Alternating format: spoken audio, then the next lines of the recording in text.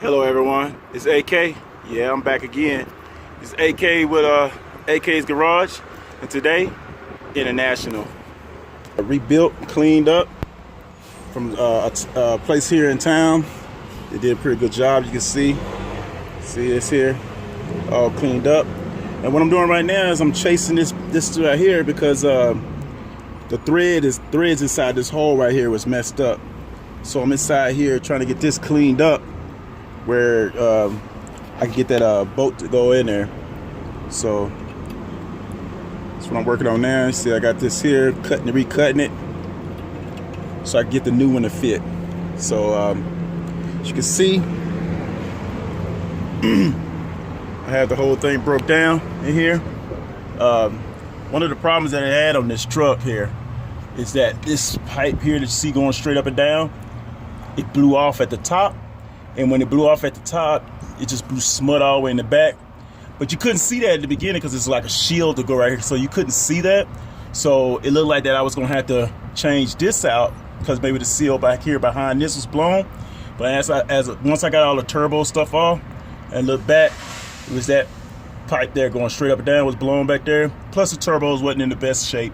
So anyway, so I'm had the turbos rebuilt. I'm putting a new down pipe, return line, not down pipe, but return line from the oil. Of course, all new seals and everything like that on there. This piece here, I'm putting the brand new one here. But as you can see, I got it all broke down. It's pretty freaking heavy, I'll tell you that. But I think that's the main thing about doing any one of these, is just the weight of the thing. But as you see, this is AK. So I'm gonna sit here and I'm gonna get this rethreaded. As you can see, I'm at a truck stop. Let me get this rethreaded so I get the bolts in and get everything put back together, and then we're gonna move on from there. All right, here we go. It's coming down to the end now. Got everything back together, got all the tubes in, got everything torqued down, screwed down. Both the turbos are back in. Everything all the way back is in now. All I gotta do now is put this line here on, which is the turbo feed line, and it'll be all done. I did have to rethread a few of these, a lot. I had to rethread a lot. Rethread, recut, chased. I had to do that a lot. This one here, inside here, had to be rethreaded and chased in here. Done that. Also, the flange that holds the turbo up onto the manifold, I had to this bolt here, where this nut is, the bolt that's there, which is a stud. I had to recut that stud or rethread the stud there, and then one of them at the top, I had to recut and rethread on there, and then one of these that holds the turbo together to the exhaust. You can't see it here, but it's behind this.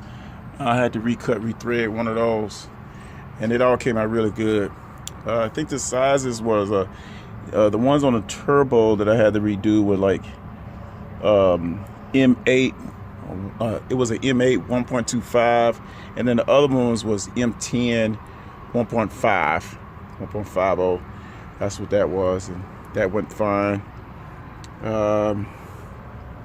This pipe here gave me a little headache, because once you stick this turbo in here, you need to go ahead and run this pipe immediately all the way up, and it connects right. I don't know if you can see it. There's holes right here.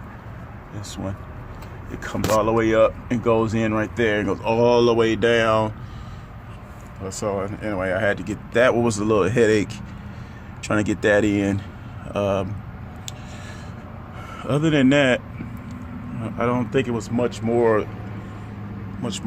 This here, right here, where these two could connect here, there's this I don't know what it would be called, but it's this little piece that you had to kind of hammer into this, or press into here and press into here. That was a little, but not too bad. That wasn't nothing.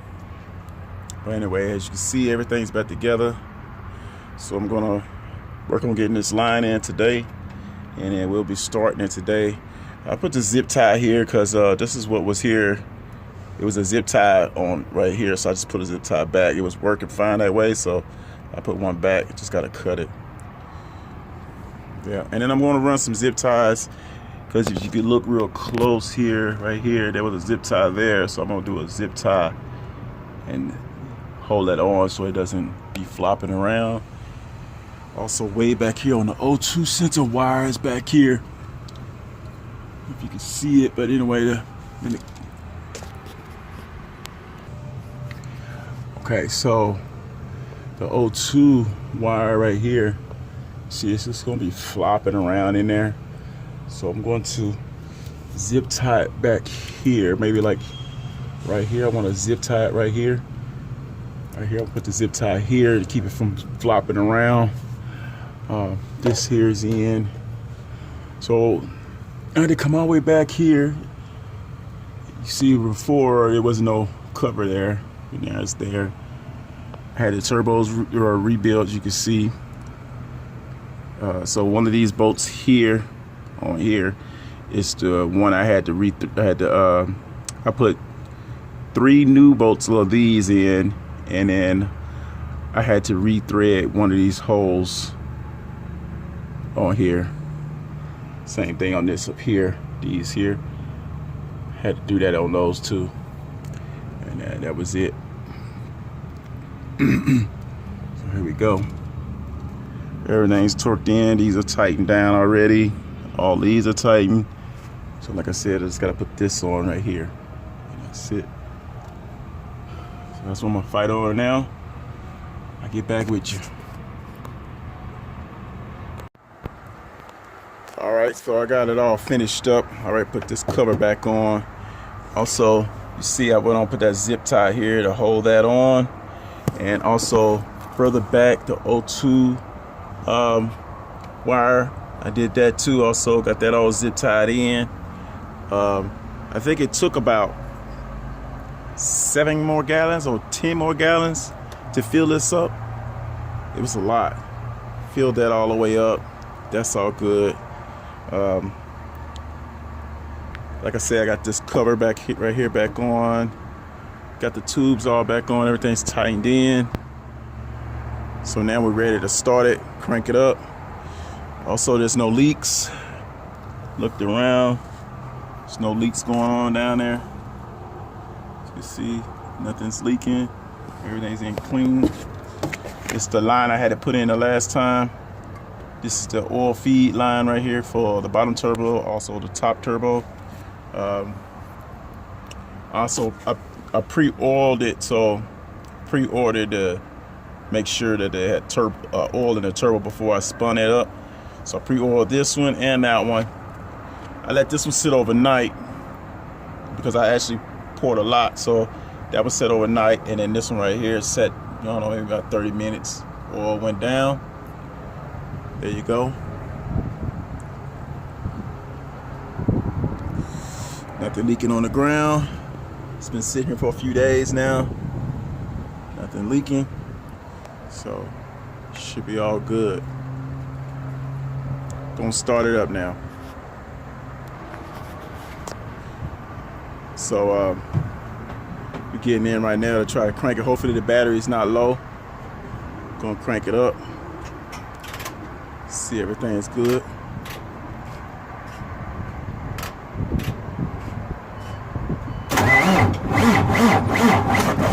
Oh, battery might be low.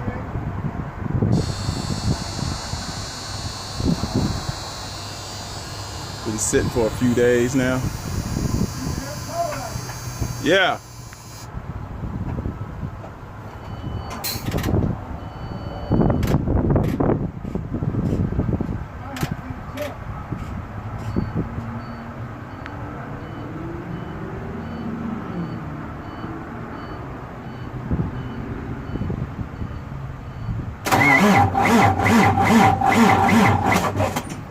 Oh, battery too low.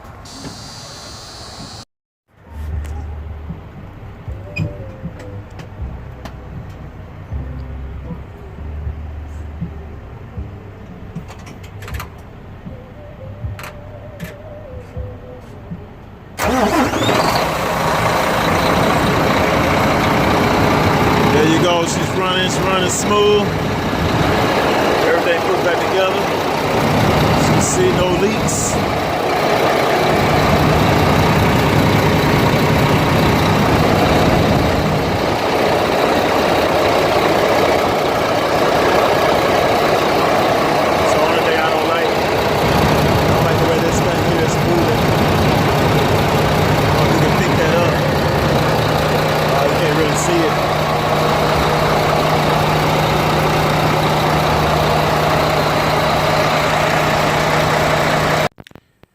You know, I wanted to say one thing about this 18-wheeler.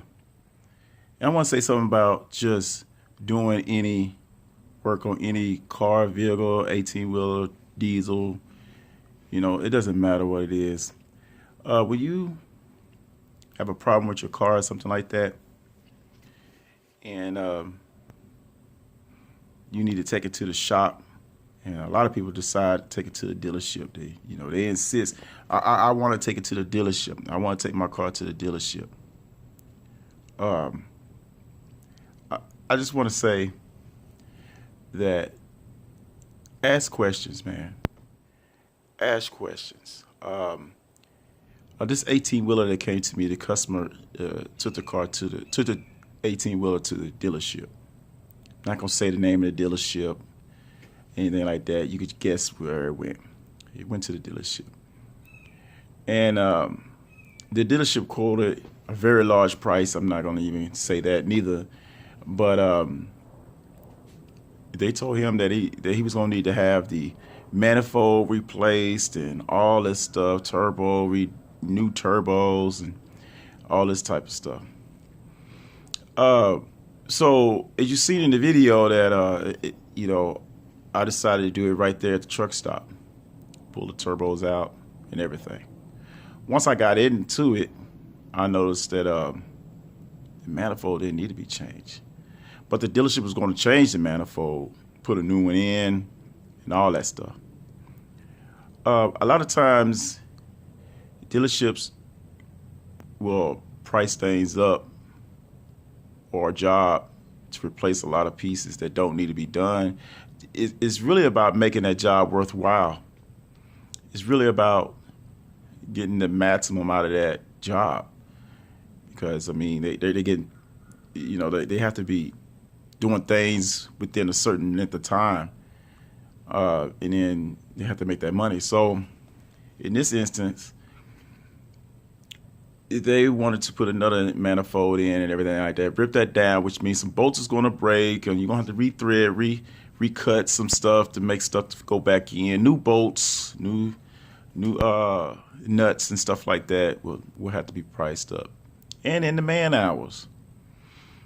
I over this last year or so, I had a lot of my customers come back with cars at the dealership when they call me.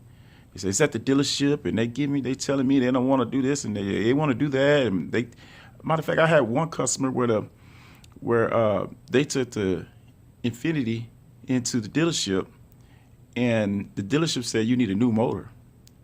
And I said, huh? But you drove it to the dealership, right? Was it making any noise? Like, no. They pulled it up into my yard, man, and I'm like, this is nothing wrong with this motor.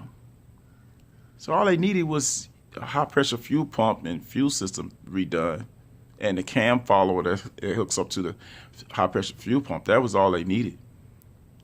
But those parts are expensive. The parts for that is expensive.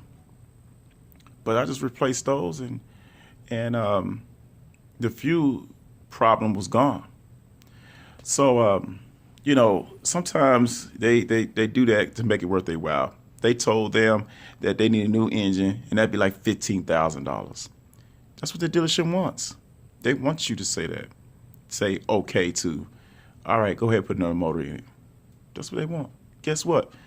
The motor has 200,000 miles on it. So that's probably why they was, let's just put a new motor in it.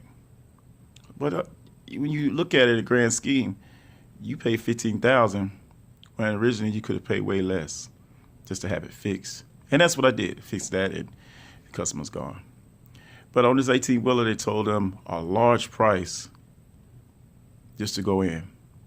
I pulled those turbos off and everything like that and got that done. The boost is up on that. The boost is up past 30 psi, right around about 38 when the truck is at full boost. You can hear the turbos spooling. There's no leak in the turbos and anything like that. Everything's doing good. So I just wanted to say this. This is AK, of course. Just look over, ask questions, check prices, go to some different dealerships. Go to some of these mama pops and see what they say on price. And then go from there, you know, and go from there. The price could come down on a lot of this stuff. It's really kind of high. And these 18-wheeler guys, they get taken advantage of a whole lot. So this is AK, like I said, just check your stuff out.